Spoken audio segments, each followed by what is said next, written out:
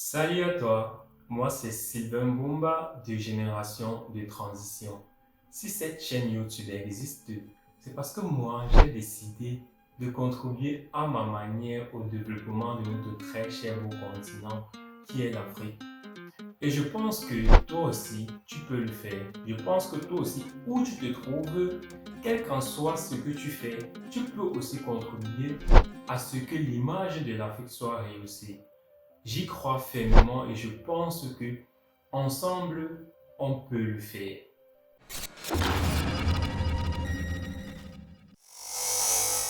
Toi qui regardes cette vidéo, je sais qu'il t'est déjà arrivé de te rendre compte qu'une personne qui t'a aidé dans les moments difficiles, une personne qui a été là pour toi quand ça n'allait pas, c'est généralement quelqu'un de très proche, soit le père, soit la mère, soit un ami, soit un frère, soit une soeur.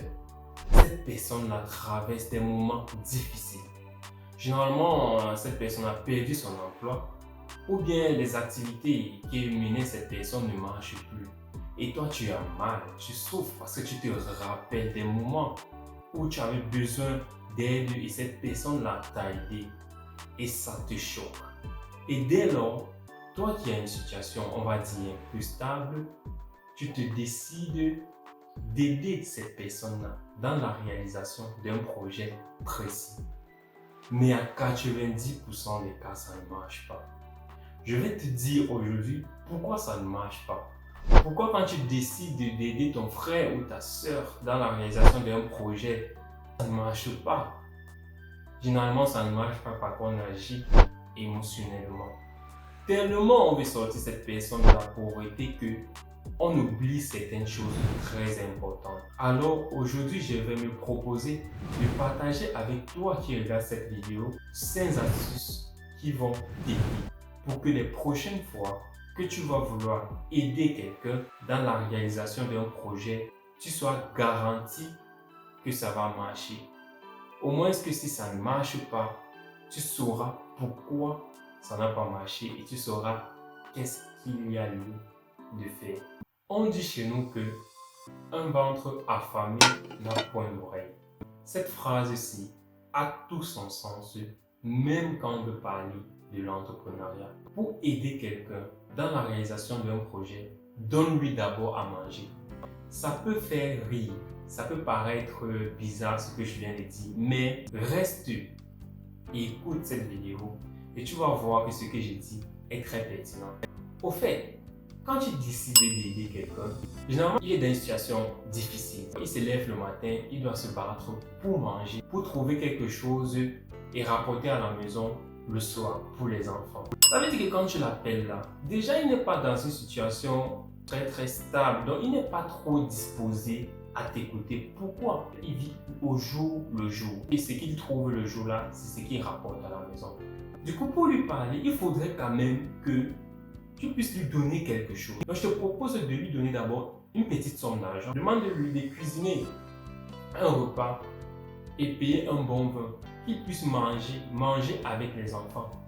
Et que ce jour-là, tu l'appelles, tu lui dis, tonton, tata, je voudrais qu'on cause.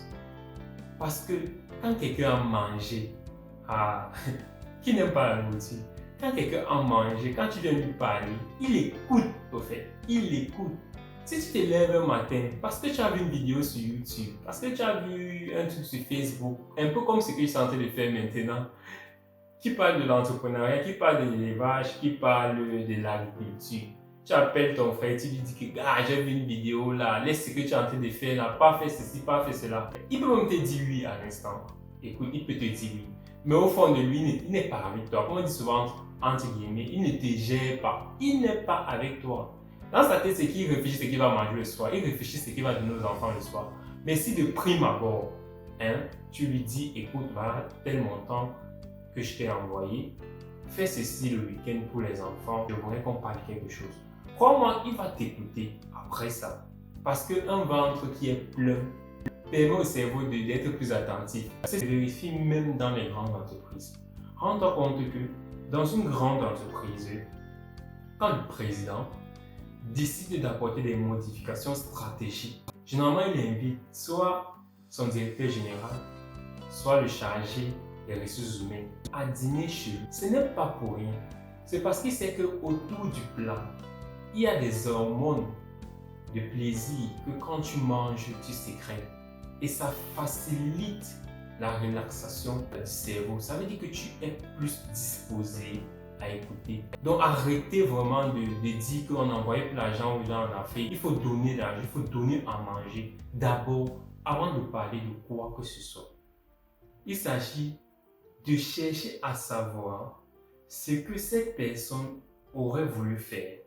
Cherche à savoir ce que la personne que tu veux aider voudrait faire dans sa vie.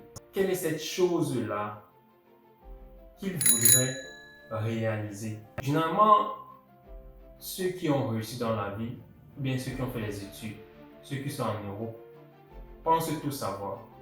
Il veut bien aider quelqu'un, il appelle la personne, il dit écoute, je vais t'envoyer l'argent, tu vas faire telle chose, tu vas faire telle chose. Rends-toi compte que cette personne peut même accepter de faire la chose, tu vois. Et cette personne même peut se donner dans la chose. Mais crois-moi qu'à 99%, ça ne va pas marcher. Tu vas même te poser des questions. Pourquoi est-ce que ça n'a pas marché? Ça ne marche pas pourquoi? Parce qu'il y a une chose qui a manqué dans votre projet. Il s'agit de l'amour. Tu n'as pas cherché à savoir si la personne que tu étais en train d'aider aime ce qu'il est en train de faire. C'est très important.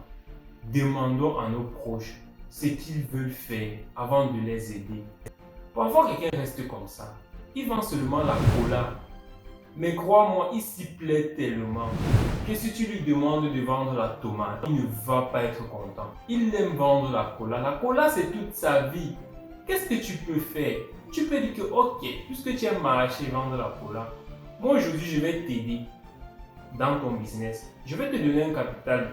Tu ne vas plus marcher pour vendre la cola. Tu vas avoir un magasin, tu vas stocker la cola et tu vas être maintenant un distributeur de cola. Il y a un monsieur qui a dit dernièrement sur, je sais pas, c'est sur Facebook, que tu ne sais pas qu'on peut devenir riche avec le pain chargé. C'est vrai que tu as l'argent, c'est vrai que c'est toi qui finances le projet. Mais cherche à savoir ce que cette personne aimerait faire du fond de son cœur. C'est très important. Quand il n'y a pas de l'amour, ça ne peut pas marcher. C'est très important, crois-moi. Alors, on peut avoir au sortir de ça deux cas de figure. Soit ce que la personne te dit, c'est déjà ce que tu avais prévu pour cette personne.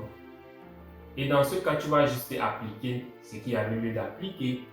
Donc, ça serait plus simple, vous allez faire un programme, vous allez travailler pour réaliser le projet. Cette personne peut vouloir rester dans son business peut-être de collant. Tu ne dois pas t'offusquer, tu ne dois pas manifester un désintérêt par rapport à ce qu'il va te dire.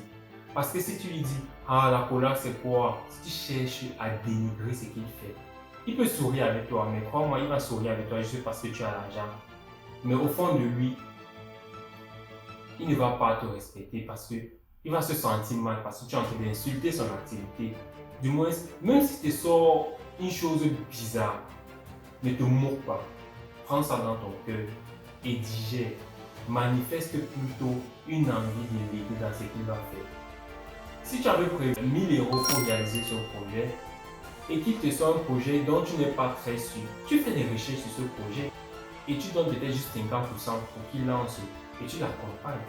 Si non, sorti là, ça ne marche pas, tu peux maintenant tu dis que bon, tonton, le projet que tu avais prévu, voilà ça que ça n'a pas donné au fait. Je pense qu'on doit passer à autre chose. De là maintenant, tu l'apportes le projet que tu avais prévu. Mais crois-moi que même si le premier projet ne marche pas et que vous devez suivre le deuxième, là, il va le suivre avec beaucoup plus d'amour parce qu'au moins, il va savoir qu'il a essayé d'abord ce qu'il voulait faire. Mais si tu viens seulement l'imposer parce que tu as l'argent, tu vas perdre ton argent. Sachant aider les gens, c'est très important. Même aider est difficile. Il faut apprendre à aider. On va passer au troisième point. Le troisième point, en fait, c'est deux points que j'ai jumelés.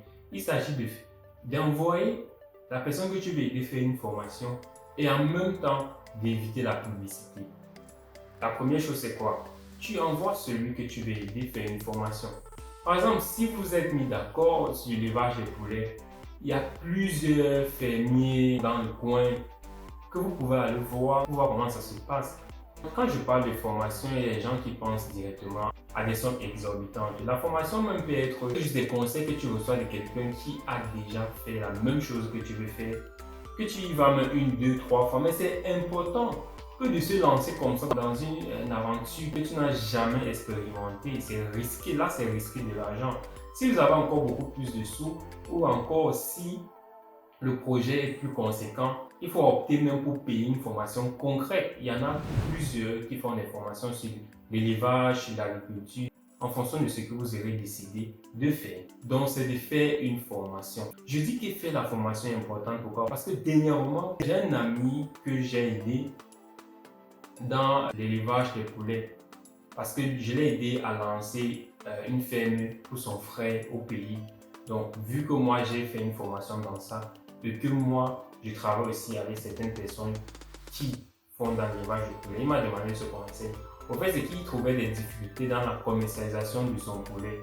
Il voulait vendre le poulet à un prix de gros. Et en vendant au prix de gros à ceux qui allaient revendre au marché, il n'avait pas une bonne marge. Donc, il était question de savoir comment il peut faire pour augmenter sa marge de bénéfice. Et du coup, en même temps aussi, son frère ne pouvait pas directement aller au marché parce que le marché vraiment s'est saturé. Il fallait trouver le juste milieu. Alors moi, je lui ai donné un conseil très simple qui était celui de faire des cartes de visite et d'aller voir les femmes qui vendent la nourriture dans les carrefours, dans les bars et tout, et de leur donner sa carte de visite et où il aura inscrit le nom de son entreprise, son numéro de téléphone et toute autre information utile.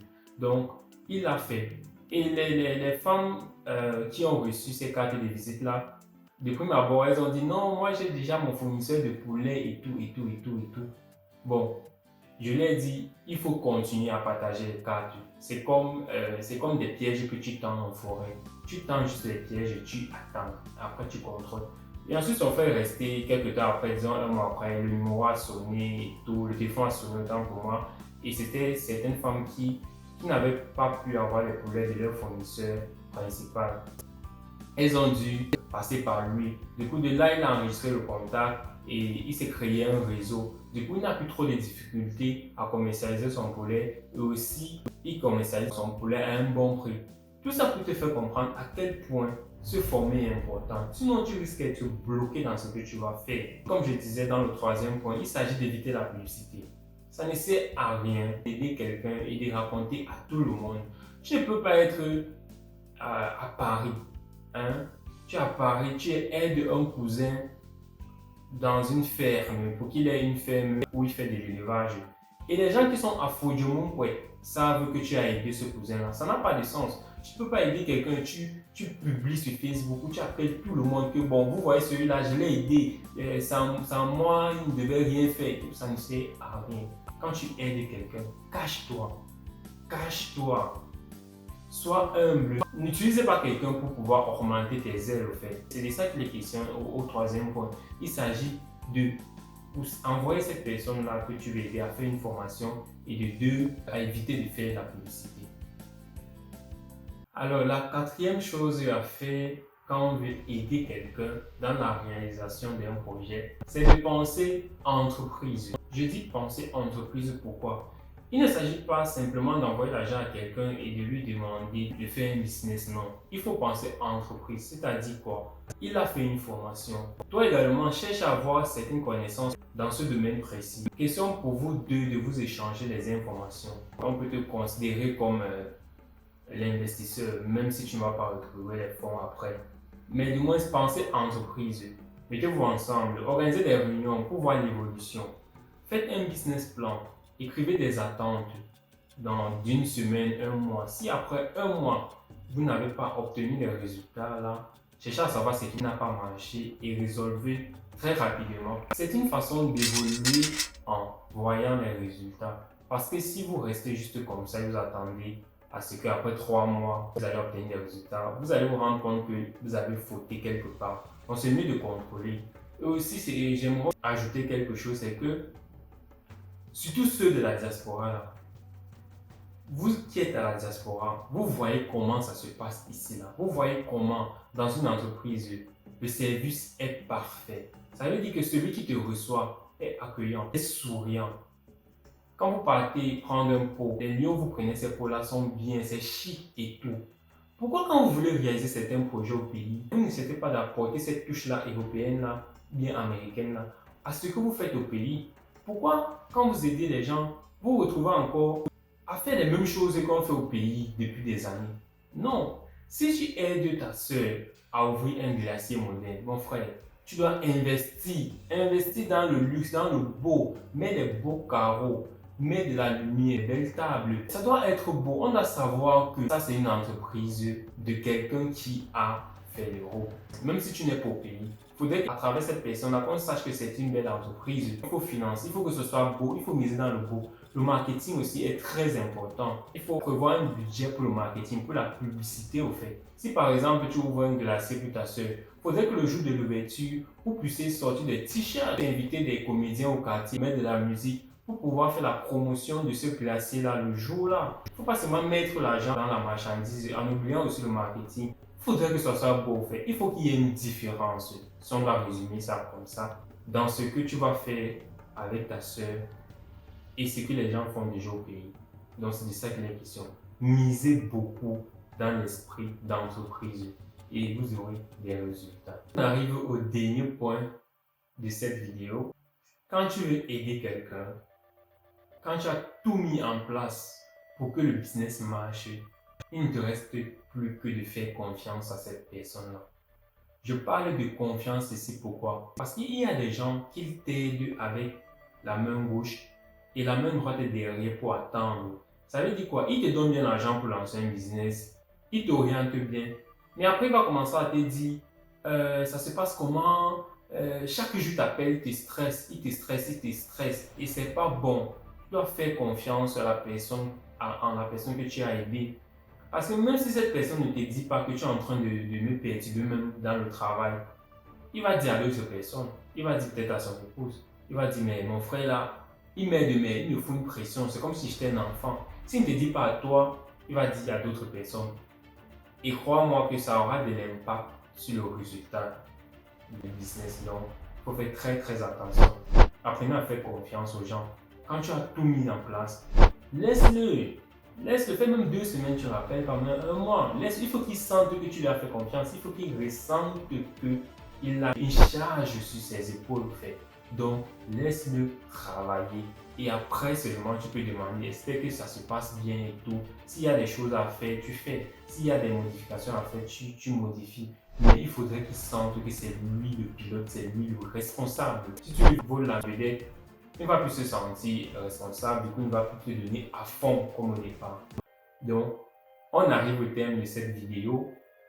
Comme je l'ai promis, je vais donner un conseil à tous ceux qui sont en train de regarder cette vidéo. Ici, c'est Génération de Transition, une chaîne YouTube où on parle de développement personnel, de mindset et d'entrepreneuriat. Moi, c'est ce que j'ai fait, j'ai trouvé que je pouvais faire pour apporter ma contribution au développement de notre continent. Mais moi, je pense aussi que où tu te trouves, quelle qu'en soit la chose que tu es en train de faire, tu peux aussi contribuer à ce que l'image de l'Afrique soit rehaussée au niveau international. Je dis ça pourquoi? Ces derniers temps, on voit beaucoup de vidéos sur le net parlant de l'entrepreneuriat, en disant que celui qui n'est pas entrepreneur ne peut pas être riche, ne peut pas être riche avec un salaire. Mais détrompez-vous. Ça, il y a des gens qui vont tout mélanger. Toi, à ton niveau, qu'est-ce que tu peux faire pour aider l'Afrique? Si tu es étudiant, c'est obtenir des bonnes notes, c'est de finir l'école avec une bonne moyenne pour pouvoir être recruté par des bonnes entreprises, de pouvoir acquérir des bonnes compétences et demain seulement tu pourras aider le continent dans sa construction. Si toi tu es en train de travailler, tu dois être concentré pour pouvoir obtenir un poste encore très très supérieur dans l'entreprise. Tu dois tout donner. Je suis en train de dire ceci, c'est pourquoi? Parce que les gens négligent déjà ce qu'ils font. Soit c'est les études, soit c'est leur boulot, parce qu'ils veulent tous se lancer dans l'entrepreneuriat. Ce n'est pas seulement par l'entrepreneuriat qu'on va construire l'Afrique. On a aussi besoin des ingénieurs, des médecins, des infirmières. Du moins, on a besoin de tout le monde pour construire l'Afrique. Donc chacun à son niveau peut travailler. Il suffit juste d'être meilleur dans son domaine. Et demain, là, tu rentres en Afrique. Tu montres comment ça se passe. Et là, tu auras contribué à ta manière à ce que nous puissions être respectés partout, comme les Chinois aujourd'hui. Donc, c'était ça le conseil. Chacun peut à sa manière contribuer au rehaussement de l'image de notre très cher beau continent. Avant de nous séparer, je vais vous demander simplement de vous abonner à la chaîne pour ceux qui ne sont pas encore abonnés. Et aussi de partager la vidéo. Partagez la vidéo parce que vous ne le faites pas pour vous, mais vous le faites pour ceux qui n'ont pas regardé la vidéo ou bien pour ceux qui ne pourront jamais regarder cette vidéo si vous ne partagez pas. Parce que je pense que tout le monde, à un moment donné de la vie, a voulu aider son proche, quelqu'un dans la réalisation d'un projet. Sur ce, on va se séparer. On se retrouve à la prochaine vidéo. C'était Sylvain Mbumba de Génération de Transition.